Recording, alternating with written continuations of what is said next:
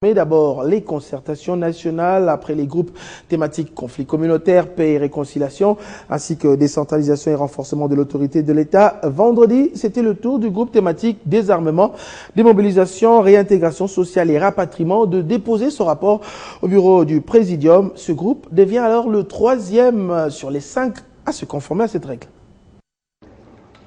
Voici les groupes thématiques dont les conclusions de travaux ont été déposées au bureau du Présidium.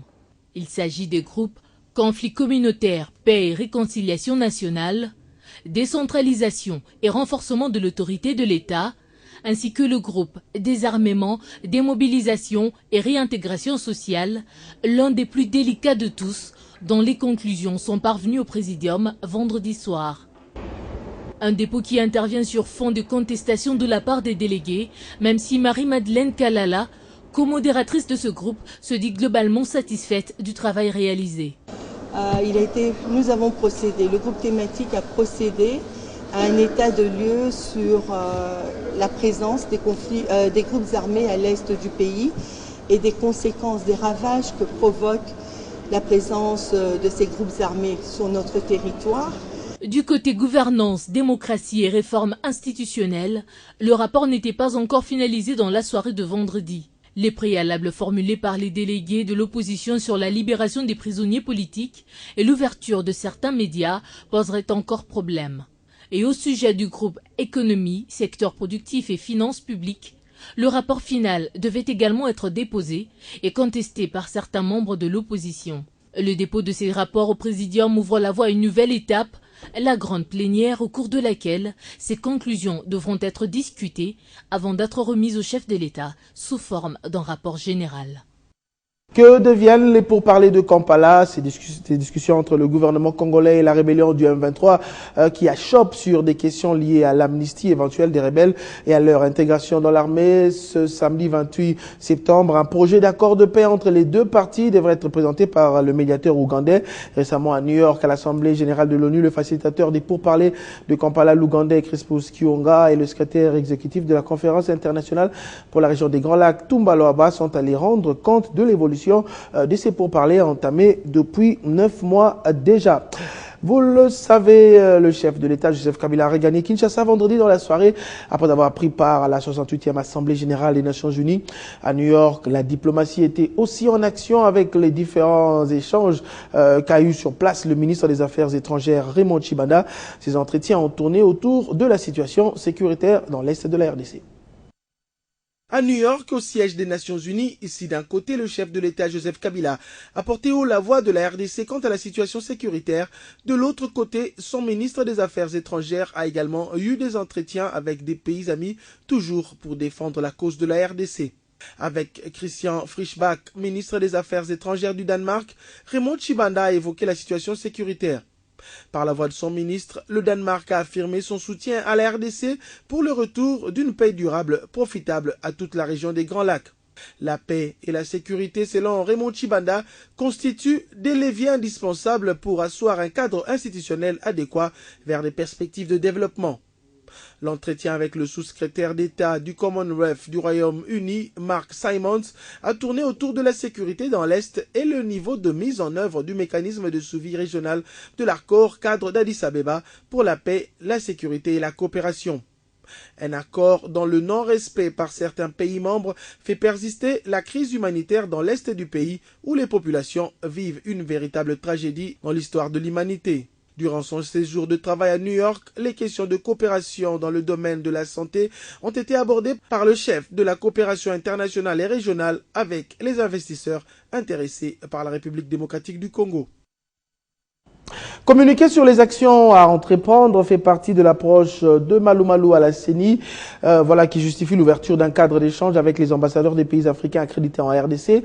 La première réunion de ce cadre a eu lieu vendredi à Kinshasa. Question de les tenir informés régulièrement de l'évolution du processus électoral dans le pays. Fabien Lumbala.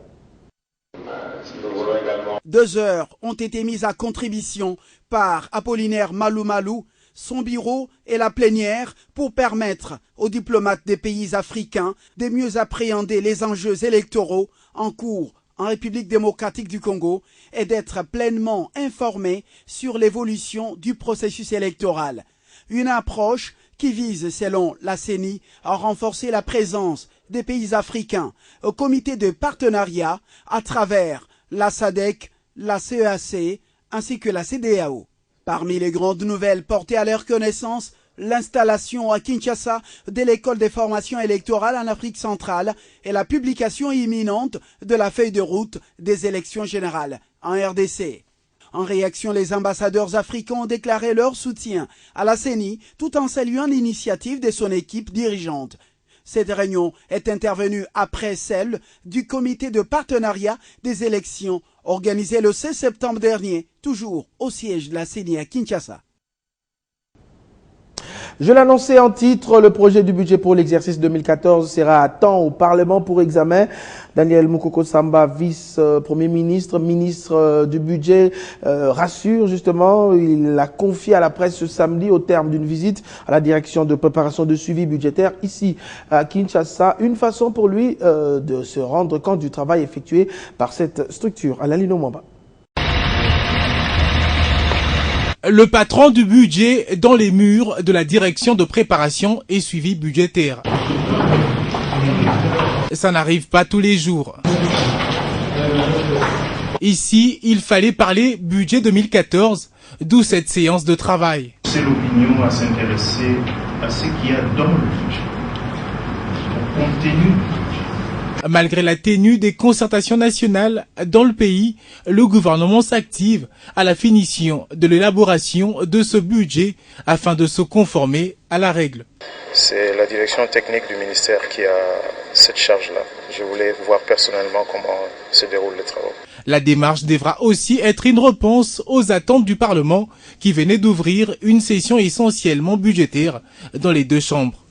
Lors de cérémonie d'ouverture de ces sessions, le président du Sénat, Léon Kengo Adondo, avait même, à son discours, invité le gouvernement de la République à transmettre à temps le projet de budget 2014 en vue de son examen par le Parlement. Le budget sera déposé dans les délais convenus. Le projet de budget est examiné à la fois à l'Assemblée nationale et au Sénat. En cas de divergence des vues sur certaines matières, une commission mixte de deux chambres est créée pour les étudier. Si les divergences persistent, les options levées par l'Assemblée nationale prédominent. D'où la nécessité de déposer le texte à temps. Le Bandundu, l'une des provinces que compte la RDC à vocation agricole, se démarque des autres provinces petit à petit en rapport avec son vaste programme village agricole. Après le premier et le deuxième lot, 30 000 autres poussins de ponte et de chair sont arrivés dans cette province en provenance de la Belgique, ce qui va permettre au gouvernorat du Bandundu de faire face à l'insécurité alimentaire. Suivez.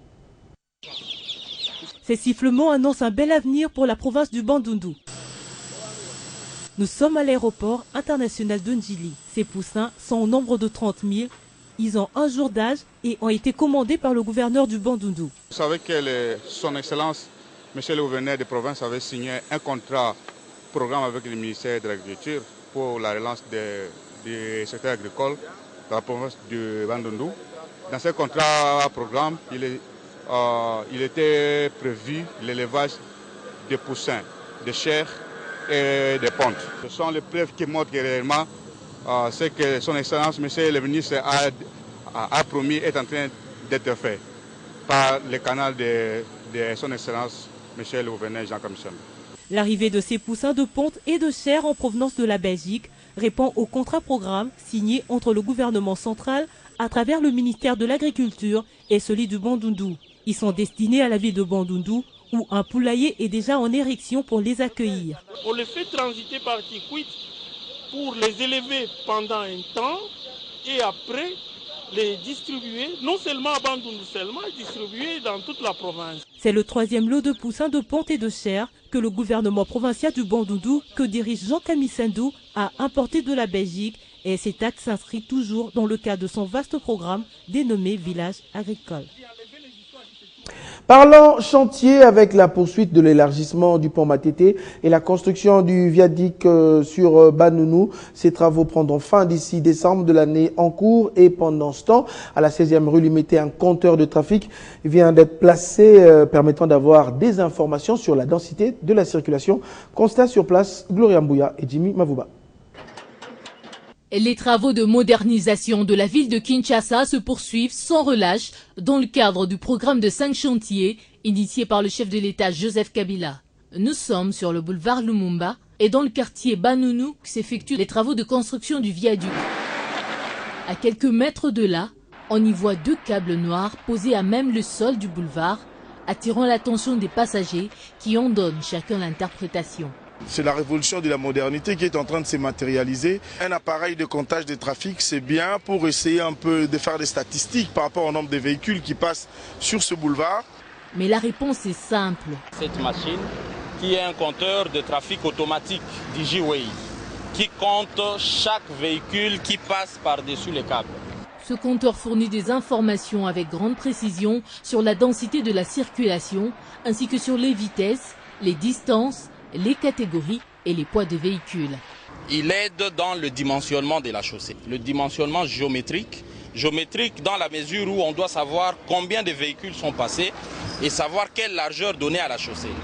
Parce que vous comprendrez aisément que plus il y a de véhicules, plus la chaussée doit être large pour éviter les embouteillages, les engorgements. Savoir quelle épaisseur donner à la chaussée pour que celle-ci dure un peu longtemps. Chaque année, des comptages sont effectués pour mesurer le nombre de véhicules afin de réguler la circulation routière dans la capitale congolaise. Autre chose, le représentant pays du Bureau international du travail en RDC, arrivé fin mandat, a été honoré ce samedi par le gouvernement de la République à travers un déjeuner de fraternité et d'amitié, une cérémonie financée par le Premier ministre et organisée par le ministre de l'Emploi, Bahati Lukwebo, une façon pour le gouvernement de le remercier pour la collaboration entretenue durant plusieurs années. Jusqu'à ce mois de septembre, Andomel Doudjidja était représentant pays en RDC pour le Bureau international du travail. Durant 11 ans de service en RDC, après son arrivée en décembre 2002, l'homme a vu se succéder au total 9 ministres, le dernier, Bahati Lukwebo, du gouvernement Matata. Un gouvernement qui garde de très bons souvenirs de lui, d'où la nécessité d'organiser à son intention ce déjeuner auquel toute la représentation du secteur de l'emploi dans le pays a pris part. Durant tout le temps passé en RDC, notamment avec l'actuel ministre, la collaboration a été d'un bilan plus ou moins significatif, avec au moins 15 000 emplois créés de ce jour aux années antérieures. La collaboration a été parfaite, sans accroc, et j'allais dire beaucoup plus portée sur l'avenir. Si aujourd'hui la RDC est bien cotée au niveau de certaines structures du Bureau international du travail, c'est notamment grâce à son appui et à son concours, bien sûr, lui avec toute l'équipe qui l'accompagne. L'homme part, mais laisse derrière lui plusieurs réalisations rendues possibles grâce aux efforts des autorités congolaises. De la question de la politique nationale de l'emploi, le projet de construction d'une école de sécurité sociale, les élections syndicales ainsi que le conflit lié au travail, des réponses ont été trouvées. L'on retiendra également de sa collaboration avec le gouvernement actuel qu'un accent particulier a été mis dans la formation professionnelle.